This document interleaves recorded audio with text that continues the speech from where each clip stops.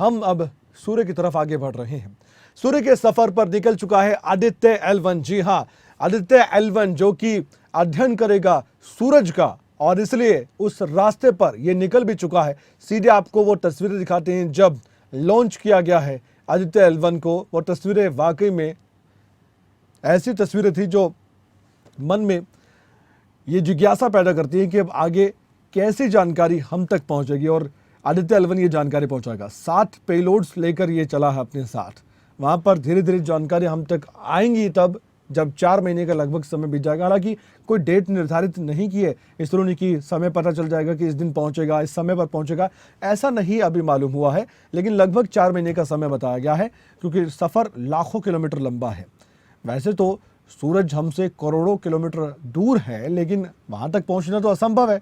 ऐसी कोई टेक्नोलॉजी आज तक नहीं आई है कि सूरज के नज़दीक कभी जाया जाए। लेकिन बहुत दूर तक भी हम जो एक लेयर है वहाँ पर, और पहला जो पॉइंट आता है लैग्रेंज पॉइंट उसे कहते हैं, इसलिए L1 इसका नाम दिया गया है। एक पॉइंट है वहाँ पर लैग्रेंज पॉइंट, वहाँ तक हमें पहुँचना है।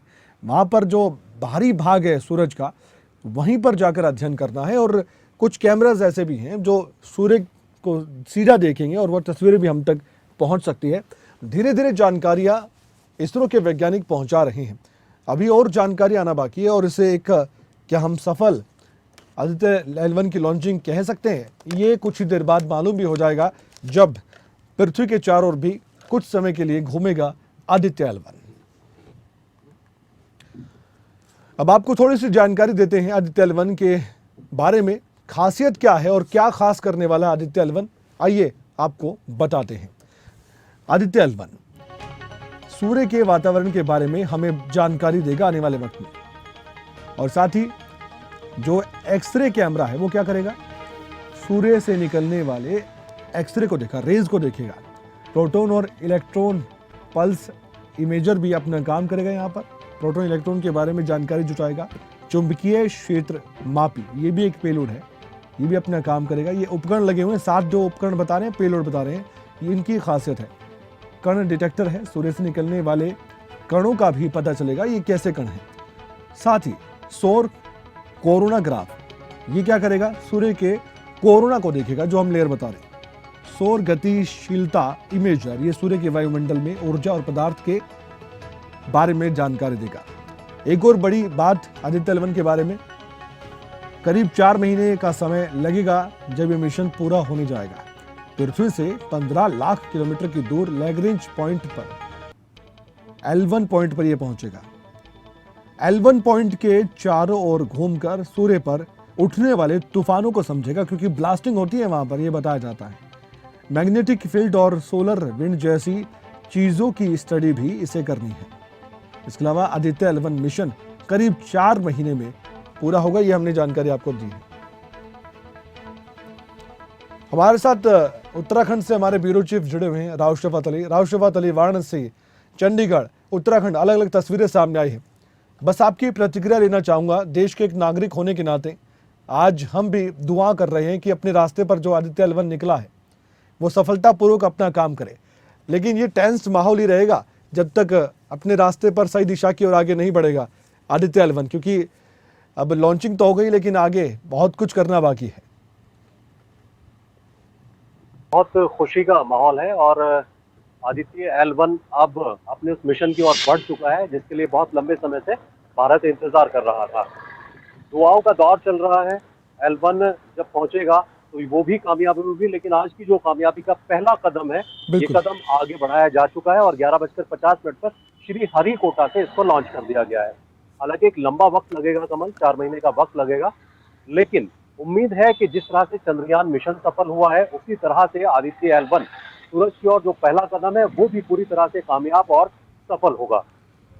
लोग उम्मीद कर रहे थे कि कब भारत इस मिशन पर जाएगा और आज ये दिन भी आ चुका है। भारत के वैज्ञानिकों की सबसे बड़ी सफलता ये है कि चंद्रयान के बाद सभी देशवासी उत्साहित हैं, लेकिन वैज्ञानिकों की सफलता इस बात को लेकर के भी है कि बहुत कम पैसे में, बहुत कम बजट में हम अपने अभियान को चला रहे हैं। यानी इसरो के जो वैज्ञानिक है वो बहुत कम बजट में इस तरह के अभियान का हिस्सा बने हैं। सबसे बड़ी बात है कि जो दूसरे देश गए हैं उनका बहुत एक्सपेंसेस हुआ है, बहुत पैसा खर्च हुआ है और उतनी कामयाबी उनको नहीं मिली है। लेकिन भारत जिस तरीके से काम कर रहा है, इसरो के वैज्ञानिक जिस तरीके से काम कर रही है, उससे लगता है कि आने वाले वक्त में भारत दूसरे देशों के लिए एक बड़ी नजीर साबित हो सकता है। क्योंकि लॉन्चिंग विकल्प की अगर बात करें तो भारत उसमें नंबर 1 है अभी। जो विकल्प है भारत के पास, ऐसा किसी देश के पास नहीं है जिससे लॉन्च किया जाता है स्पेस में इस तरह के कार्यक्रम। तो ये तो बड़ी कामयाबी पहले से ही भारत के पास है। लेकिन चंद्रयान मिशन के बाद एक और कदम बढ़ा और बड़ी कामयाबी हुई। लेकिन अब क्योंकि आदित्य L1 ऐसी जगह पर पहुंचेगा जहां से रहस्यों का पता चलेगा, क्योंकि 15 लाख किलोमीटर की दूरी है। हालांकि सूरज की जो पहली परत है यानी कि L1 लैग्रेंज पॉइंट इसको बोलते हैं, यहां पर यह रिसर्च करेगा कि किस तरह से सूरज की किरणों का असर दूसरे ग्रहों पर होता है और ग्रह सूरज के जो चक्कर काटते हैं उनका क्या प्रभाव होता है और कितना वक्त धरती तक आने में लगता है। लेकिन अनुमानित तौर पर कहा जाता है वैज्ञानिकों के हिसाब से कि 8.3 मिनट का समय सूरज की रोशनी को, किरणों को धरती तक आने में लगता है। लेकिन इसके साथ साथ बहुत सारे रिसर्च होने हैं जिनके जो वैज्ञानिक पता लगाएंगे, और ये तमाम डाटा, सबसे बड़ी बात है कि भारत के पास रहेगा और भारत दूसरे देशों से इसको शेयर करेगा। हालांकि चीन है, अमेरिका है, रूस है, ये पहले से L1 पर है, इनके जो स्पेस है L1 पर है। लेकिन भारत का ये पहला जो कदम है ये बहुत स्पेशल है, बहुत बड़ा है। वैज्ञानिक दृष्टिकोण से गए तो एक मील का पत्थर है। आने वाले वक्त में भारत धीरे धीरे जिस तरह से वैज्ञानिक रूप से अपनी पहचान बना रहा है, ये तमाम देशों के लिए, तमाम देश आज देख रहे हैं भारत की उस ताकत को। सभी लोग दुआएं कर रहे हैं, देखिए कमल, क्योंकि आज शुरुआत हो चुकी है उस मिशन की जिसका इंतजार किया जा रहा था। आज ये पहला कदम बढ़ाया जा चुका है, इसीलिए मंदिर हो या मस्जिद हो, घर हो, तमाम लोग दुआएं भी कर रहे हैं और इस क्षण को उन्होंने अपनी स्क्रीन पर कैद किया है, स्क्रीन पर देखा है। हर घर के अंदर टीवी चल रहा है, बाहर अगर मार्केट में हम गए तो वहां पर भी इस क्षण को कैद करने के लिए लोग बैठे थे और ये ऐतिहासिक पल है भारत देश के लिए। कमल जी, बहुत बहुत धन्यवाद, आपने विस्तार से बहुत अहम जानकारी भी साझा की है दर्शकों के साथ।